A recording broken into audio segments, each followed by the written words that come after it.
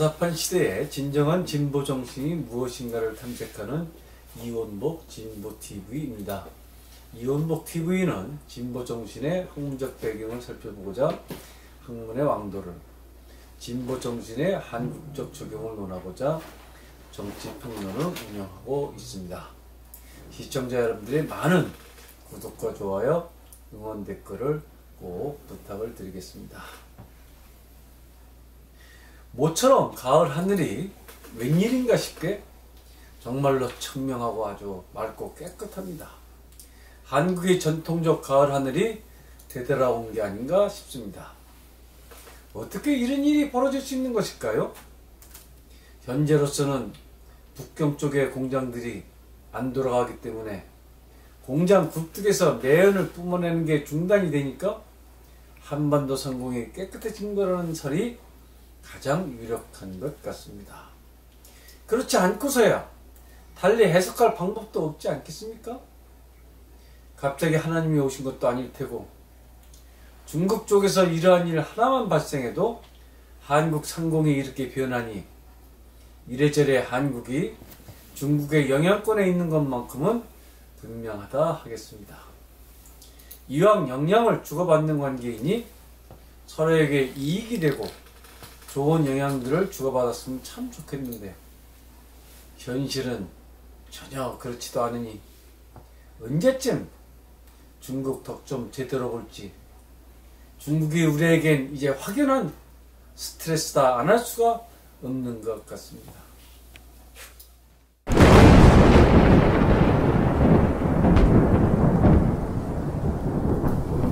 중국이 우리에게 갑작스런 스트레스로 다가온 것은 대충 10여 년 안팎의 일 같습니다. 10여 년 전만 하더라도 중국 관광지에 한국 사람들이 줄비했고, 중국 대학에 유학 가자고 하는 붐도 일어났었고, 마윈의 알리바바에 한국 상품 못 넣어서 난리였던 것이 엊그제 아니었나 싶습니다. 중국과 합작해서 공장 짓거나 돈 좀 벌었다 하는 사람이 나타나면 부러워했던 것도 얼마 전입니다. 박근혜 대통령이 천안문 막루에 올라 중공군 열병식 사열을 받을 때 중국이 한국을 상당히 대접해 주는구나 해서 가슴 뿌듯해했던 사람들도 많았습니다. 이러하던 한중 관계였는데 이 모든 것들이 갑작스레 이상하게 변해버린 것이 요즘의 한중 관계가 아닐까 싶습니다. 이 정권 내에는 친중파 인사들이 버글버글 하니까 이제서 비로소 한중 관계가 정상화되고 있다 할지 모르겠으나, 중국이 사드 문제로 한국에 압력을 놓고 한국 기업들 중국에서 몰아내기 시작하고, 김정은의 배후로 대납 도발이 계속되게끔 조종하고, 심지어 남한내 민주선거에까지 공작대들이 들어와 깊숙이 개입하고, 지금은 전 세계에 걸쳐 미국과의 전쟁에 몰두하는 모습으로 홍콩에, 대만에, 한국에 반미 연합전선을 구축하려 하는 것이 너무 선명해 보이고 하니까 매연 문제로 함께 문재인 정권과 함께 황사현상으로까지 해석되고 있는 게 아닌가 생각이 듭니다. 저 같은 경우는 중화 요리를 참으로 좋아하거든요. 중화 요리는 우리 한국 사람들에게는 한국 요리와 진비 없는 우리 음식이 된 지 오래된 것 아닙니까? 고량주만 하더라도 수지 못지않게 한국 사람들이 애용하는 술 아닌가요? 짜장면은 중국 본토에는 없다고 하지만 솔직히 이태리식 스파게티보다는 역시 짜장면이 최고 아니던가요? 이렇듯 중국 문화와 우리 사이에는 같이 숨결이 통하는 그런 오래된 역사적 인연들이 있는 것을 무시해선 안 될 것입니다. 지금은 거의 한글 전용어로 한자는 잘 안 쓰는 시대입니다만은, 우리말 쓸 때도 한자를 병용해 써야 그 말의 뜻이 선명해지는 것도 사실 아닙니까? 컴퓨터로 자판을 치고 이런 풍토에서 한자 서예가 기능적으로는 죽어가고 있지만, 서예로 멋지게 액자를 만들어 집안에 걸어두고 싶은 것도 사실 아닙니까? 저는 한자 서예 문화는 결코 죽어서는 안 될 인류의 고귀한 문화유산으로 인류 문화 끝까지 오래 전승되어야 한다고 느끼는 사람입니다. 살다 보면 이웃 간의 사이가 틀어질 때도 있고 또 좋아질 때도 있고 하는 게 세상사 사는 이치가 아니겠나 느낍니다.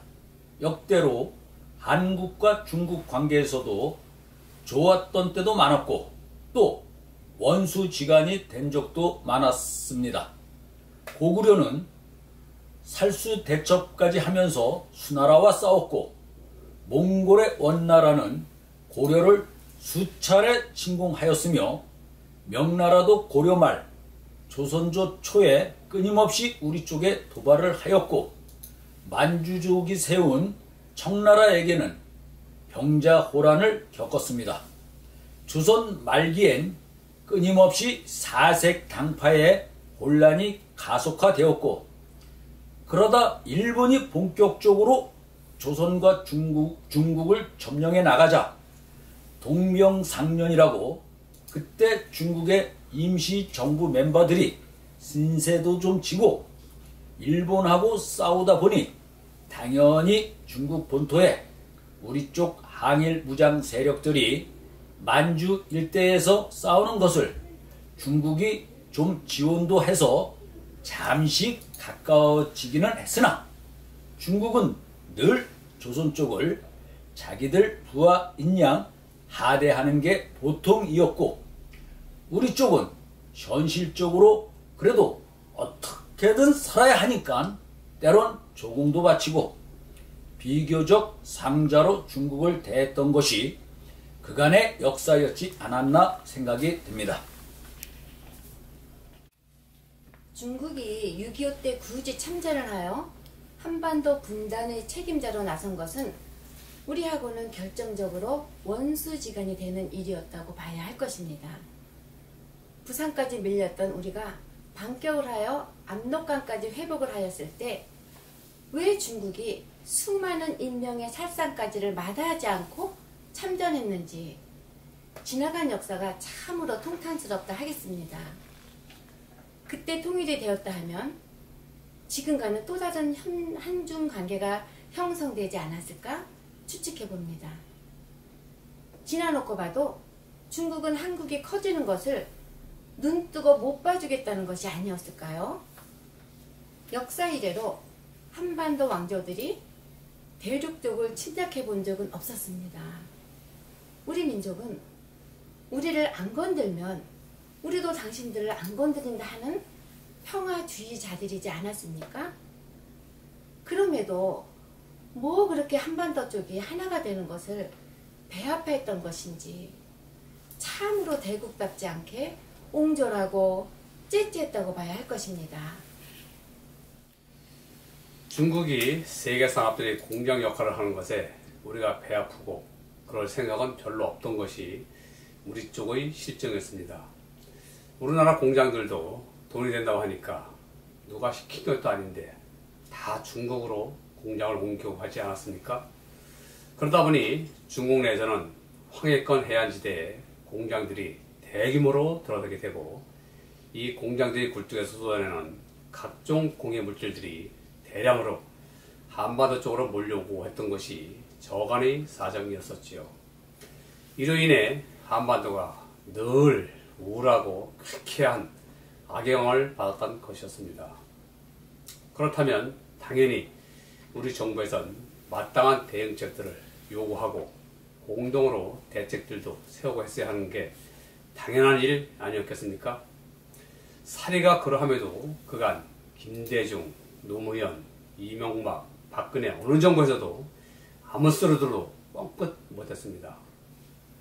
그러다 결국 문재인 정권에 와서는 중국 시진핑 정권의 4대 굽신 위기로 일관하더니 문재인, 시진핑 연합체제 구축에 골몰하는 데까지 갔으니 이래갖고 우리나라 꼴이 제대로 될 리가 있었겠습니까? 요새 미중 관계가 최악으로 치닫고 그 와중에 중국의 에너지 파동이 본격화되니까 굴뚝들이 스톱이 되고 그 연유로 한국 하늘이 청명해지는 일도 나타나고 있으니 이런 일련의 일들이 잘 됐다고 해야 할지 못됐다고 해야 할지 정말 곤혹스럽고 한심상하다는 생각이 듭니다. 한국이 하루라도 빨리 중국의 영향권에서 벗어나는 것이 청명한 하늘을 지키는 요체라 할 것입니다. 개인이든 국가든 이웃 국가들로부터 영향을 어찌 안 받을 수 있겠습니까마는 정신들을 차리고 국채를 제대로 지키면서 독립된 아이덴티티를 유지하는 것이 그 무엇보다 중요하다고 판단됩니다. 한국은 이씨 왕조가 붕괴된 이후 미국의 영향으로 시민 민주주의 공화정 체제를 세운 지 벌써 80년이 다가오고 있는 상태입니다. 한국은 독재정과 왕정으로는 되돌아갈 수 없는 나라가 되어 있다, 그런 이야기입니다. 그런데도 공화정 체제 80년 만에 다시 왕정과 독재정의 중국 정치 체제가 한국에까지 스며들어와 기승을 부리는 현상을 우리는 현재 목도하고 있는 중입니다. 엊그제 북한 당국에서는 자기들이 앞장서서라도 미국의 대만에 대한 관여를 주권 침해로 규정하고 자기들이 미국을 혼내주겠다는 성명을 발표하는 것이었습니다. 현재 동아시아는 미국을 중심으로 태평양 연합체, 미국, 호주, 일본, 한국, 대만, 필리핀, 베트남 세력과 중국을 중심으로 러시아, 북한 세력으로 양분돼 대립하고 있는데, 최근 한국이 전통적 한미연합체제에서 벗어나 중국 쪽에 가서 붙는 이상한 배신 행위가 눈에 띌 정도로 증가해 있는 게 사실입니다. 문재인 정권은 냉정히 말하여 이미 한미 동맹에서 탈퇴한 느낌이며 앞으로 어떠한 행보를 보일 것인가는 안 봐도 비디오라 하겠습니다.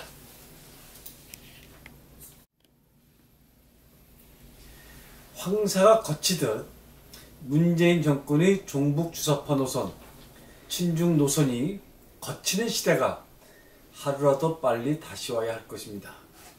우리 스스로 주체성을 지니고 중국도 대하고 일본도 대하고 러시아, 미국도 대하는 그런 강인하고 주체성 있는 대한민국이 되어야 하겠습니다.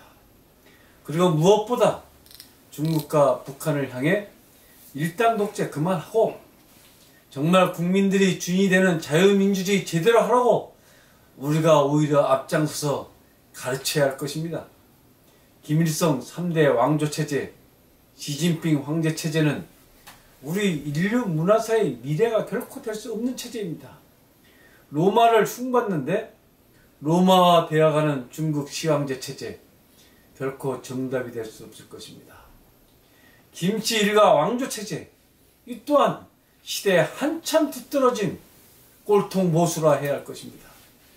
이 땅의 새로운 지식으로 무장된 시민 민주주의 세력들이요, 진짜 보수란 이러한 왕조체제들에게 붙여줘야 할 이름일 것입니다. 이들이 정리되어야 한국의 하늘이 맑고 투명하고 천고마비의 가을을 되찾는 진보정신이 가득한 그런 청명한 국가가 될 것입니다. 오늘은 여기까지 하겠습니다.